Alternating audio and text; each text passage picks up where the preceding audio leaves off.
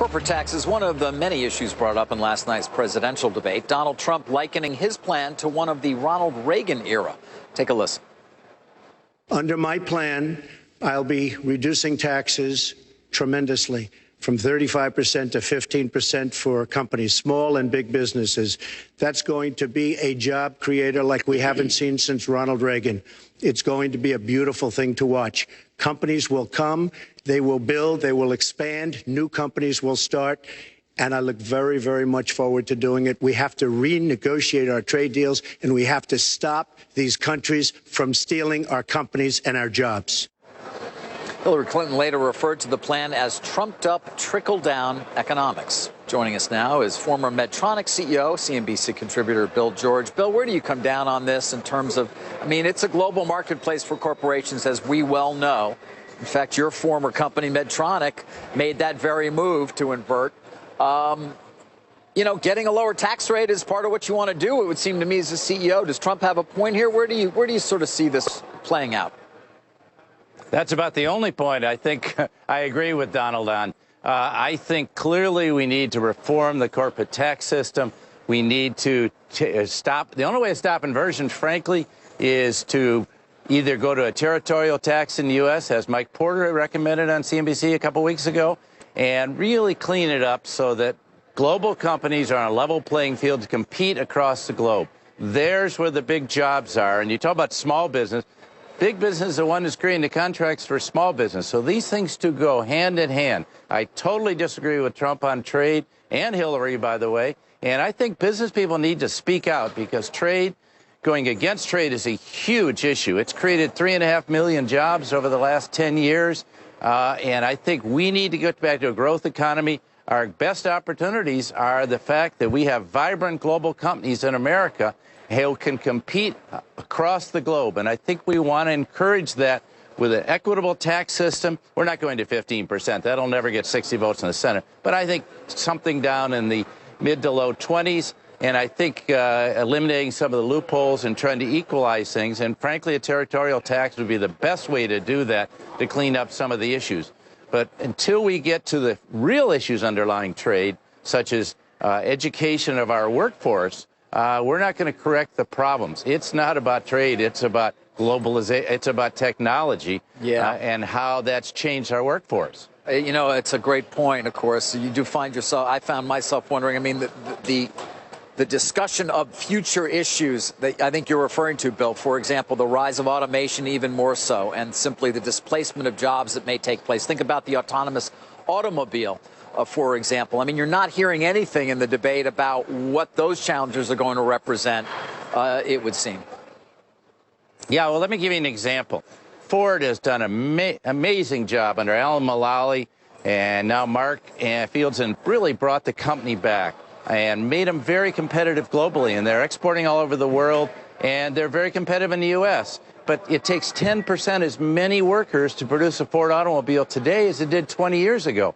So we create new jobs for those people by being more vibrant. But that's not a question of trade. That's not about NAFTA. And by the way, the Ford plant in Mexico that Trump referred to, it's a total misnomer. They're expanding jobs in Michigan. They needed more production capacity for large vehicles and small vehicles in Mexico. This is called, you know, a global manufacturing plan. And all the global companies I know do that. I do not know one company that is going to bring jobs back, as Trump has talked about. I feel sorry for those workers in many states where they haven't had any advanced education in the last 40 years and no additional training. We need to give them that. Finally, after 8 years of trying, Paul Ryan and Obama agreed on a job retraining plan. But we need to do a lot more of that to get our workers technological competence. That's what Germany's done.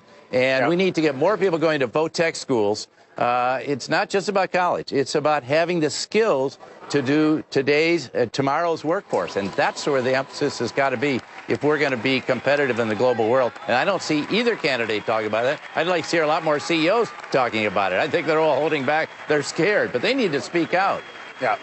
Bill, you know, maybe the jobs aren't going to be coming back, but one of the few areas of apparent agreement between the two candidates was trying to find a way to have some of the overseas profits that big companies are holding come back to the U.S. Find some mechanism to have that cash repatriated here, perhaps, you know, with some strings attached. Is that something that you think big companies are going to be making a big push for here? Yes, and I think we should. I've spoken on this show about that. There's two ways to do it.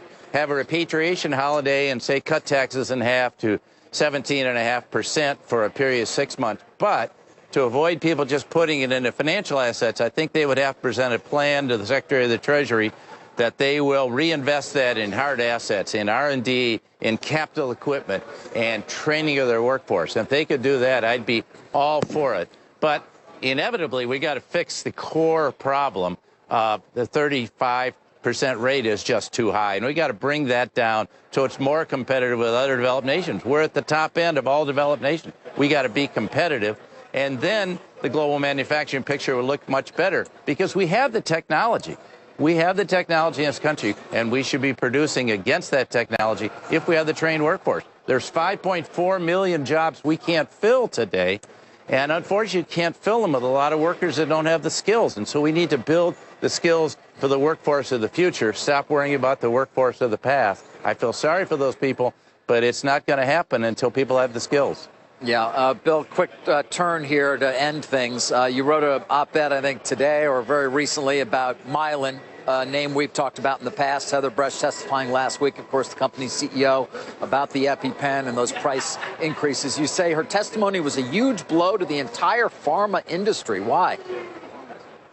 Well, I mean, she led with her chin, and she said she misled everyone on profits. As the Wall Street Journal showed, it was really $166 for a $274 sales price. That's 60% profit. That's huge. But that's not the real issue. The issue is that there is a huge public outcry. She's going to have to come back to Capitol Hill. And the problem is that's going to affect the whole pharmaceutical industry. Those companies are doing it right by investing in research.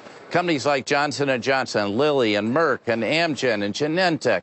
These are the backbone of the American healthcare industry, and they have life-saving drugs. They need the high profit margins to justify a $2 billion investment in a new drug. I get that, and all the biotechs do too. And so I'm concerned that this is going to result in kind of across-the-board policies to either slash prices or really go after the heart of the pharmaceutical industry, or even have price controls, which would be a disaster. I want a market-based solution. The best solution to this problem is the FDA's got to get moving on generic drugs. They've done it on biosimilars, they've done it on cancer drugs, but they've not done it on generics, and that's where they need to get moving. Because if you had a generic EpiPen, this problem would go away very quickly. Yeah, well, it's certainly of interest to the American people. Yet another issue that was not touched on at all last night at the debate. Bill George, thank you, as always, for weighing in. Appreciate it. Thank you.